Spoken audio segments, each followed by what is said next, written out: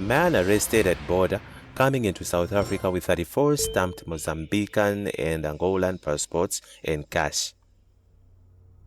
An operation conducted by the Border Management Authority BMA has led to the arrest of a man who was carrying 34 passports and a significant amount of money in cash. The man carrying the passports was arrested on Monday at the Lebombo port at the entry of Mozambique, according to BMA spokesperson Mmemme Mogotsi. During routine inspection, the BMA Border Guards discovered 34 passports accompanied by banknotes in the suspect's possession, said Mogotsi. Of these 34, 32 belonged to Mozambican nationals and 2 were identified as belonging to Angolan nationals. She said a case of possession of suspected stolen property has been opened and further investigations are underway to determine the origins of the passports. IOL understands the 34 passports have exit stamps from the Mozambican side, and apparently the arrested man wanted to have the passport stamped into South Africa when he was intercepted by the alert BMA Border Guards. Meanwhile, commissioners of the Border Management Authority, Dr. Michael Masiapato, has commended the outstanding work of the BMA Border Guards following the arrest. He saluted the vigilance and dedication of the BMA Border Guards, stating that this successful apprehension and confiscation of the passports is a message to the facilitators of illegal movements of people in and out of South Africa, which undermines border control systems. We will continue to charge them criminally with aiding and abetting as prescribed by the Immigration Act, Masiapato. The BMA Border Guards' keen attention to detail and commitment to safeguarding our ports is crucial in our ongoing efforts to combat illegal activities and rooting out corruption taking place in the border law enforcement area, he said.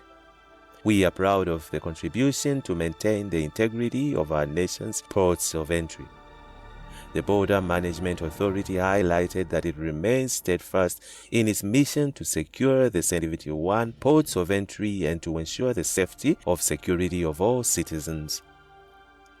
The authority said it will continue to work closely with other law enforcement agencies to prevent and combat cross-border crimes. In April, IOL reported that BMA managed to intercept nearly 4,000 people who attempted to enter South Africa illegally during the Easter period. According to the authority, a change of approach has been taken where travelers found with fake passport stamps or fake passports were not deported but arrested and sent to prison to face the law. This is after 143 people, including the woman from Zimbabwe, were allegedly held at Beitbridge port of entry with fake stamps to stamp travelers' passports. At the time, Masiapato revealed this when he outlined movement statistics and interceptions at ports of entry during the Easter period. He said the authority had to deploy an additional 400 junior border guards and has procured drones and body cameras to strengthen safety and security measures. More than 1 million travelers were recorded across South Africa's 71 ports of entry over a period of 10 days. This was 222,391 more travelers compared with the same period last year. We had to deal with individuals attempting to subvert processes and enter the country illegally. They were processed, declared undesirable for 5 years, and deported, said Masiapato at the time. Most of the inadmissible individuals were found with invalid passports, fraudulent visas, or just failed to produce relevant documents such as valid yellow fever certificates, especially those traveling from yellow fever endemic countries. Meanwhile, police on the hunt after 2 women are killed at a farm, 1 man in hospital with gunshot wounds. The South African Police Service SAPS in Lebombo has launched a manhunt after discovering 2 female bodies and a man who was hospitalized following a shooting incident at a farm in the Sibayeng policing area near Makweng. Police spokesperson Colonel Malesela Letwapa said the 2 bodies were found on Tuesday. This is after police were alerted about a missing 45-year-old South African woman who disappeared after visiting the farm on Saturday, August 17th. A search on the farm revealed the body of the missing woman and another body of a 35-year-old foreign national woman in an advanced stage of decomposition, said Letwaba. He said the further investigations found that both women had gunshot wounds and were visiting the farm with a 47-year-old foreign national man who was also shot and was recuperating in the hospital, Letwaba added. The motive for the incident is unknown, and 2 counts of murder and 1 count of attempted murder have been registered. The identities of the deceased will be released in due course. Anyone with information that could lead to the arrest of the suspects is requested to come forward. They are urged to contact the Provincial Murder and Robbery Unit Commander Colonel Tinieko Sileng on 071-673-1814, prime stop at 08600 10111, or the nearest police station. In the meantime, NSMSA raises concerns over electronically stored dockets going missing. A local organization that aims to shelter women and children affected by gender-based violence (GBV) in South Africa has raised concerns as police dockets continually go missing and cases cannot reach prosecution. The National Shelter Movement of South Africa said missing dockets in the hands of the South African Police Service (SAPS) has resulted in courts across the country throwing out cases of GBV over the last 5 years. The organization is calling for the records system to be tightened with digital efficiency to combat what is said was seemingly deliberate sabotage of the justice system.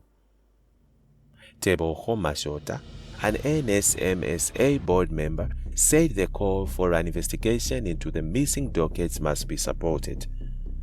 It is a huge concern that dockets, which are supposedly stored electronically, can go missing. Digital systems have security features and therefore we should not be dealing with cases of missing dockets. This is clear indication that the GBVF is still not being prioritized in a country with high levels of violence against women and children because no one is speaking out on behalf of the victims who opened the cases. What support will they get?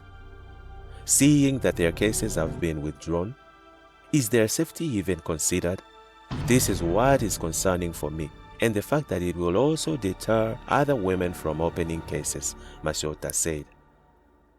Greer Sherman, another member of the organization, said the GBV and femicide statistics in South Africa are some of the highest across the world and nearly 6 times the global average.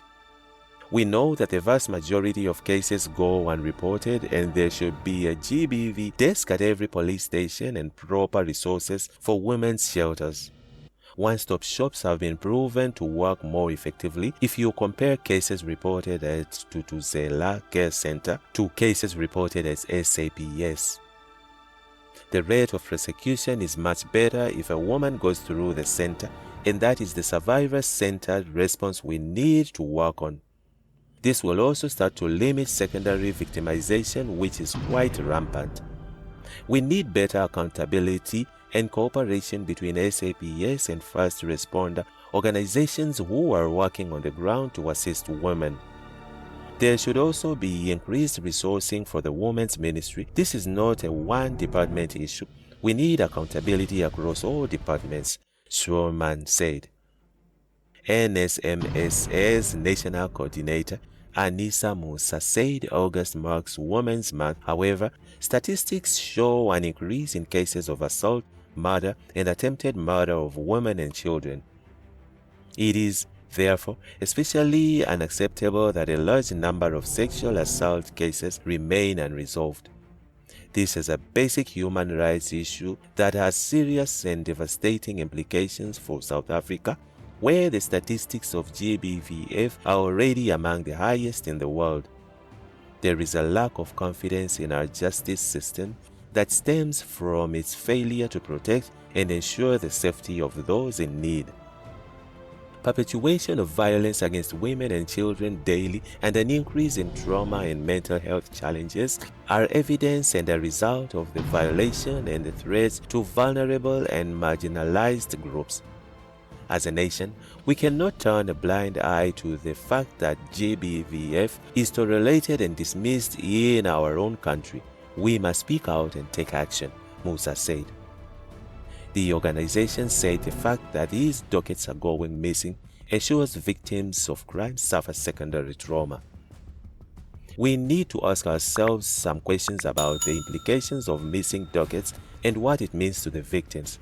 Does the closing of these cases mean that the victims lose their sense of self once again, as she did when the crime was first committed against her, and then again when she opened the case which was never investigated and resolved? Are we saying that all that trauma and torment was for nothing?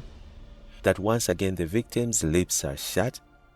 NSMSA's Lisa Stevens questioned. Police did not provide comment at the time of publishing. And that's it from Egypt's Crime. Stay tuned to SA Criminals and Correctional Updates.